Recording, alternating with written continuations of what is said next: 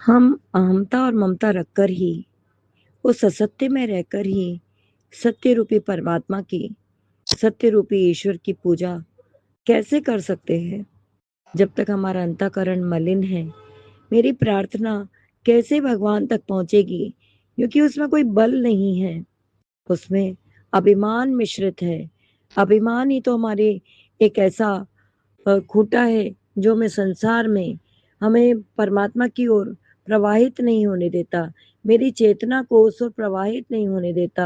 अहमता, ममता, ये आसक्तियाँ, ये काम, क्रोध, लोभ, मोह, मत्सर, ये सब का जो जल है और ये अज्ञानता और भ्रांति का जो खूंटा है, जिससे हम संसार में बंधे पड़े हैं। हम कितना भी जप करें, हम कितना भी धार्मिक अनुष्ठान करते हैं, लेकिन हम ममत्व को रख के अगर रखकर ही करते हैं, जब तक अहमता ममता का त्याग नहीं हुआ, तब तक समझिए आपकी भक्ति का आरंभ नहीं हुआ।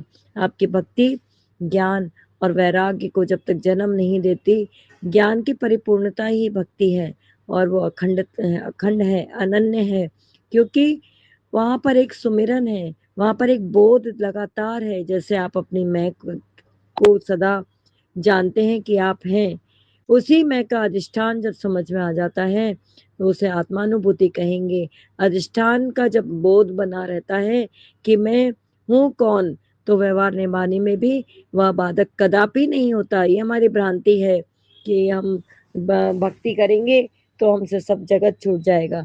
जगत की कोई सत्ता ही नहीं है, अपनी तो छूटना क्या और पकड़ना क्या। ना कुछ त्यागने योग्य है, ना ग्रहण करने योग्य है। बस समझना है, समझकर ही हम भव से पार हो जाएंगे। और इसमें श्री गुरुदेव की कृपा ही सर्वोपरि है। वही गोविंद गुरु बन करके हमारे हमको अनावरत करता है, हमारी मैं को भंग करता है।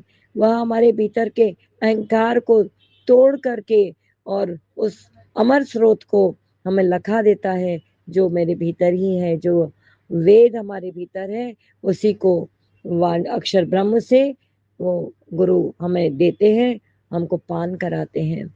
हमारा जो स्वरूप है सच्चिदानंद स्वरूप, वो हमें लखा देते हैं, वहां तक पहुंचाते हैं।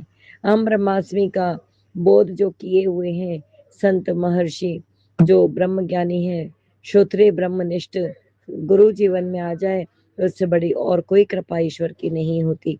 यही अंतिम कृपा है। इसको आत्मसात करिए, इसमें निमग्न हो जाइए, इसमें डूब जाइए। ये अवसर बारंबार नहीं मिलेगा। रसो वैसा, परमात्मा तो रस है, उसमें पूरा